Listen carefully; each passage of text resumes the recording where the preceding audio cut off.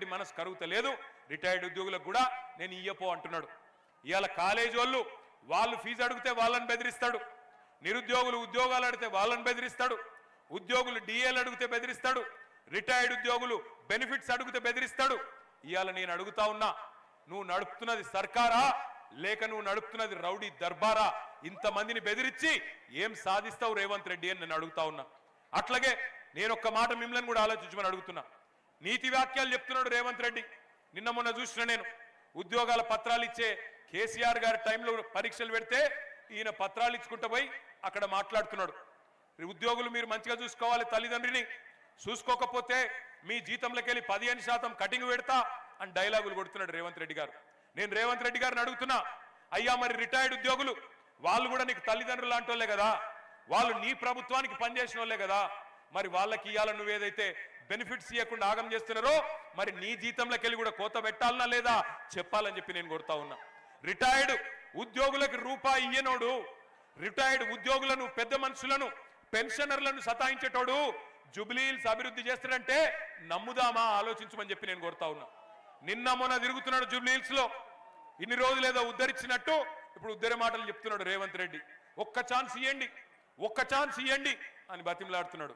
నీకు ఒక్క ఛాన్స్ ఇచ్చినందుకే కదా రాష్ట్రాన్ని దివాలా తీయించినావు, నీకు ఒక్క ఛాన్స్ ఇచ్చినందుకే కదా 700 మంది రైతులు ఆత్మహత్యలు చేసుకున్నట్టు చేసినావు, నీకు ఒక్క ఛాన్స్ ఇచ్చినందుకే కదా 161 మంది ఆటో డ్రైవర్లు ఆత్మహత్యలు చేసుకునే పరిస్థితి తెచ్చినావు, నీకు ఒక్క ఛాన్స్ ఇచ్చినందుకే కదా కేసీఆర్ గారి టైంలో అద్భుతంగా నడిచిన 1000 గురుకుల పాఠశాలలు ఇవాళ మూలకు పడే పరిస్థితి తెచ్చినావు, నీకు ఒక్క ఛాన్స్ ఇచ్చినందుకే కదా 100 మంది గురుకుల విద్యార్థులు ఆత్మహత్య చేసుకునే పరిస్థితి తెచ్చినావు, నీకు ఒక్క ఛాన్స్ ఇచ్చినందుకే కదా ఇవాళ హైదరాబాద్ లో రియల్ ఎస్టేట్ నాగం చేసినావు, ఇవాళ నీకు ఒక్క ఛాన్స్ ఇచ్చినందుకే కదా హైడ్రా పేరు మీద మొత్తం బస్తీలలో ఉండే ఇండ్లు గులగొడుతున్నావు, నీకు ఒక్క ఛాన్స్ ఇచ్చినందుకే కదా రాష్ట్రం ఇవాళ ఉరుకులు పరుగుల మీద పెరుగుతున్న రాష్ట్రాన్ని ఆఖరి స్థానంలో నిలబెట్టినావు.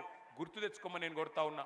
ఇందిరమ్మ రాజ్యం, ఇందిరమ్మ రాజ్యం, నా కోట్లేయండి నా కోట్లేయండి అని చెప్పి, తులం బంగారం అని చెప్పి, నెలకు 2,500 అని చెప్పి, 4,000 పెన్షన్లు అని చెప్పి, వికలాంగులకు 6,000 పెన్షన్లు అని చెప్పి అందరినీ మోసం చేసి ఆఖరికి ఇందిరమ్మ రాజ్యం అంటే ఇండ్లు గులగొట్టుడే ఇందిరమ్మ రాజ్యం అన్నట్టు దుర్మార్గంగా వ్యవహరిస్తున్న మాట వాస్తవం కాదా? ఒక్కసారి మీరు కూడా చూడండి ఏ రకంగా హైడ్రా భూతం ఇవాళ గరీబోళ్ళ ఇండ్లు గులగొడుతున్నదో ఒక్కసారి చూడమని చెప్పి నేను కోరుతా ఉన్నా.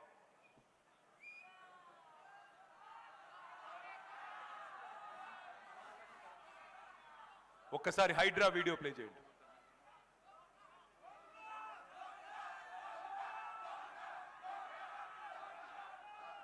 ఇచ్చేది వాళ్ళు, కూల్చేది వాళ్ళు, చంపేది కూడా వాళ్ళైతే బాగుంది, చంపేయండి వదిలిపోద్ది. చెప్పు సార్, మమ్మల్ని కొట్టి చంపేసే సార్, ఇక చంపేయండి సార్.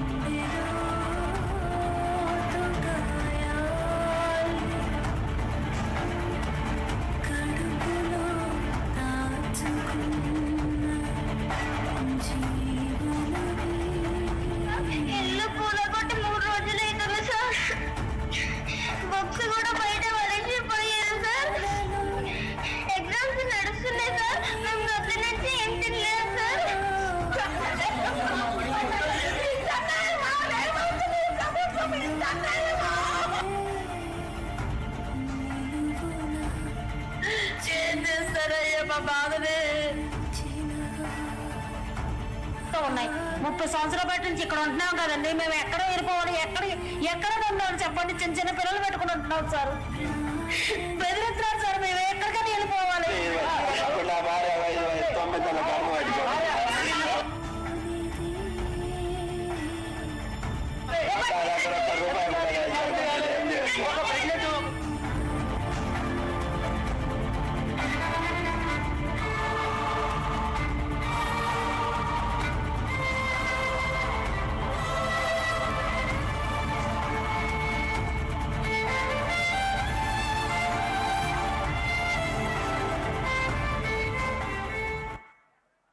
ఒక్క మాట దయచేసి ఆలోచించమని అడుగుతున్నా. మీ కళ్ళతో మీరే చూసింది, గరీబోళ్ళనేమో ఇంట్లల్లో ఉండేటోళ్ళను బయటికి గుంజుకొచ్చి బుల్డోజర్తో ఇల్లు కొట్టి పారేస్తున్నారు. ఆఖరికి పిల్లలు పుస్తకాలు తీసుకుంటాం, వాటర్ బాటిల్ తీసుకుంటాం అంటే కూడా మెడలు పట్టి నూకి వాళ్ళని ఏడిపించుకుంటా బయటికి గుంజుకొచ్చి ఇవాళ ఈ పరిస్థితి తెచ్చింది. 2 ఏళ్ళైంది ప్రభుత్వం వచ్చి. నేను ఒక్క మాట అడుగుతున్నా, గరీబోళ్లకు మాత్రమే ఉంటుందా హైడ్రా? గరీబోళ్ళను మాత్రమే కొడుతుందా హైడ్రా బుల్డోజర్? పెద్ద పెద్దోళ్ళను కొట్టదా? రేవంత్ రెడ్డి అన్న దుర్గం చెరువులో ఆయన ఇల్లున్నది, దుర్గం చెరువు FTL లోపల ఉన్నది, దాన్ని మాత్రం పోదు హైడ్రా.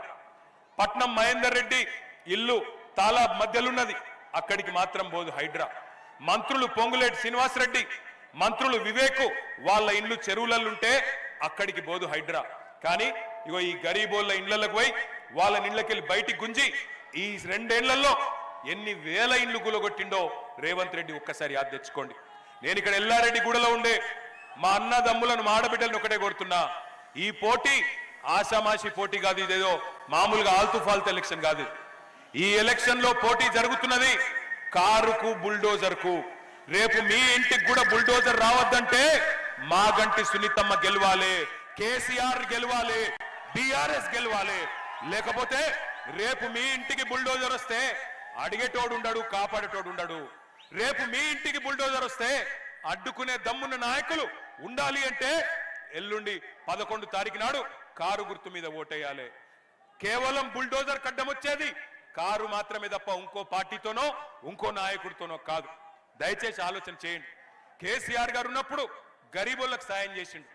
కేసీఆర్ కిట్ ఇచ్చిండు, బిడ్డ పుడితే ఆడబిడ్డ పుడితే 13,000 ఇచ్చిండు, మరి మగపిల్లడు పుడితే 12,000 ఇచ్చిండు. ఇలా వస్తున్నదా కేసీఆర్ కిట్టు? బంద్ అయిందా లేదా? రేవంత్ రెడ్డి వచ్చినాక గట్టిగా చెప్పాలి, ఇంకెళ్ళి బంద్ అయిందా లేదా కేసీఆర్ కిట్టు? కేసీఆర్ కిట్ వస్తుందా? బంద్ అయిందా? రంజాన్ తోఫా వస్తుందా? రంజాన్ తోఫా వస్తుందా? బతుకమ్మ చీరలు వస్తున్నాయా? క్రిస్మస్ గిఫ్ట్ వస్తుందా? దళిత బంధు వస్తుందా? మైనారిటీ బంధు వస్తుందా? ఇవాళ రైతు బంధు వస్తుందా? మరి ఇన్ని బంధు పెట్టి ఏం చేస్తావు రేవంత్ రెడ్డి అని అడుగుతున్నా నేను. ఇన్ని బంధు పెట్టినోడు రేపటి రోజున మీ జూబ్లీ హిల్స్ అభివృద్ధి చేస్తా అంటే, జూబ్లీ హిల్స్ ఏదో చేస్తా అంటే నమ్మి మోసపోదామా? 2 ఏళ్ల కిందటనే 420 హామీలు ఇచ్చి అడ్డగోలు మాటలు చెప్పి గద్దెనెక్కి ఇవాళ 2 ఏళ్లలో ఒక్క గ్యారంటీ కూడా పూర్తి చేయలే. ఏమన్నంటే ఫ్రీ బస్సు చేసిన కదా అంటాడు. నేను ఒక్క మాట అడుగుతున్నా, ఫ్రీ బస్సు అంటే మహిళలకేమో ఫ్రీ బస్సు, ఇంట్లో ఉండే మహిళకు ఫ్రీ బస్సు, మరి ఇంట్లో ఉండే మగ ఆయనకు డబుల్ టికెట్. ఇక అదేం ఫ్రీ బస్సు పాడైంది? మొగళ్ళకేమో డబుల్ టికెట్, డబుల్ రేటు, అదే మళ్ళీ మహిళకు ఫ్రీ అట. అంటే కుడి చేత్తో ఇచ్చుడు, ఎడమ చేత్తో తీసుకున్నాడు, అది ఎట్లా ఫ్రీ అవుతుంది? ఆలోచించండి. ఇంకొక మాట కూడా నేను అడుగుతున్నా, కేసీఆర్ గారు ఉన్నప్పుడు హైదరాబాద్ లో ప్రతి బస్తీలో, ప్రతి ఇంటిలో, ప్రతి అపార్ట్మెంట్ లో 20,000 లీటర్లు ఉచితంగా మంచినీళ్ళు ఇచ్చిండు. ఇవాళ అదే మంచినీటికి రేవంత్ రెడ్డి ప్రభుత్వం వచ్చినాక బిల్లులు వస్తున్నాయా లేవా? బిల్లులు వస్తున్నాయా లేవా? వస్తున్నాయా లేవా? వస్తున్నాయి. మీకు తెలియదు, GHMC అయిపోగానే ఒక్కొక్కరికి వేల రూపాయల బిల్లులేసి మళ్ళొక్కసారి ఉచిత మంచినీటి పథకాన్ని రద్దు చేసే ప్రయత్నం చేస్తున్నాడు రేవంత్ రెడ్డి. ఆలోచించండి. నేను ఇక్కడికి విచ్చేసిన మా ఆడబిడ్డల్ని, అన్నదమ్ముల్ని కోరేది ఒకటే, ఈ పోటీ ఏదో ఆషామాషి పోటీ కాదు. ఈ ఎన్నిక 4 కోట్ల మంది తెలంగాణ ప్రజలు జూబ్లీ హిల్స్ దిక్కే చూస్తున్నారు. 4 లక్షల మంది ఓటర్లు ఉన్నారు జూబ్లీ హిల్స్ లో. మీ 4 లక్షల మందికి 4 కోట్ల మంది తరపున తీర్పునిచ్చే ఒక అవకాశం వచ్చింది. 10 ఏళ్ల అభివృద్ధికి 2 ఏళ్ల అరాచకానికి మధ్యన జరుగుతున్న పోటీ ఇది. 10 ఏళ్ల వికాసానికి 2 ఏళ్ల విధ్వంసానికి మధ్యన జరుగుతున్న పోటీ.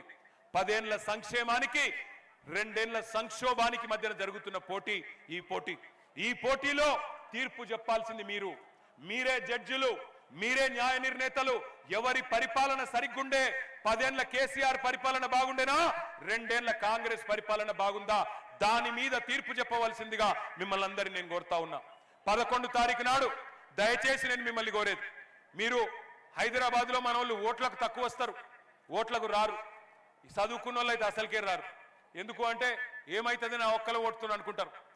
రేవంత్ రెడ్డి ఆలోచన చేస్తుండట, ఎట్లాగూ మర్యాదగా కొట్లాడితే, ఫెయిర్ గా కొట్లాడితే, నిష్పక్షపాతంగా కొట్లాడితే అడ్రస్ లేకుండా ఓడిపోతామని అర్థమైపోయింది.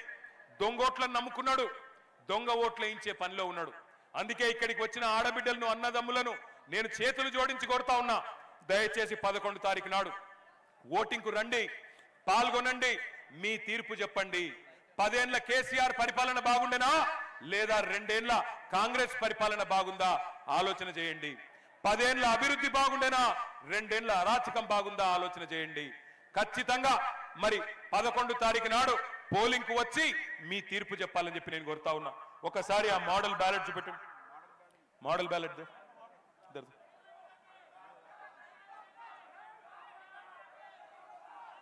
ఇగో బ్యాలెట్ ఇట్లా ఉంటది. 4 డబ్బాలు ఉన్నాయి. ఆ 4 ఇట్లా మొదటి బ్యాలెట్ల మొదటి ఈవీఎం లో 3వ నంబర్లో కారు గుర్తున్నది. మాగంటి సునీత గోపీనాథ్ గారి కారు గుర్తున్నది. तीसरे नंबर पे है कार, तीसरे नंबर पे है कार, थोड़ा कस के बोलना, बाकी सब बेकार. तीसरे नंबर पे है कार. వినబడతలేదు. రేవంత్ రెడ్డి పక్కన రేమత్ నగర్ ఉన్నాడు, గట్టిగా వినబడాలి. तीसरे नंबर पे है कार. వెనకకెళ్ళి సౌండ్ వస్తలేదు. तीसरे नंबर पे है कार. 3వ నంబర్ మీద కారు ఉన్నది, మిగతా అన్ని బేకారు. కాబట్టి దయచేసి 11 తారీఖు నాడు మీరందరూ కూడా ఆలోచించి మళ్ళీ తిరిగి కేసీఆర్ గారి పరిపాలన రావాలి అంటే జూబ్లీ హిల్స్ నుండే మన జైత్రయాత్ర మొదలు కావాలి. జూబ్లీ హిల్స్ లో మీరిచ్చే మెజారిటీతో కాంగ్రెస్ కు మైండ్ బ్లాంక్ అయి తిమ్మ తిరిగే విధంగా కుర్చీ మడత పెట్టి ఏం చేయాలో మీకు తెలుసుగా. జై తెలంగాణ, జై తెలంగాణ. కారు గుర్తుకే, కారు గుర్తుకే, మాగంటి సునీత గోపీనాథ్ గారి కారు గుర్తుకే. జై తెలంగాణ, జై తెలంగాణ. పక్కనా ఇక బొమ్మంటారా, చూసుకుంటారా మీరు? Thank you. జై తెలంగాణ. Good night. భయ్యా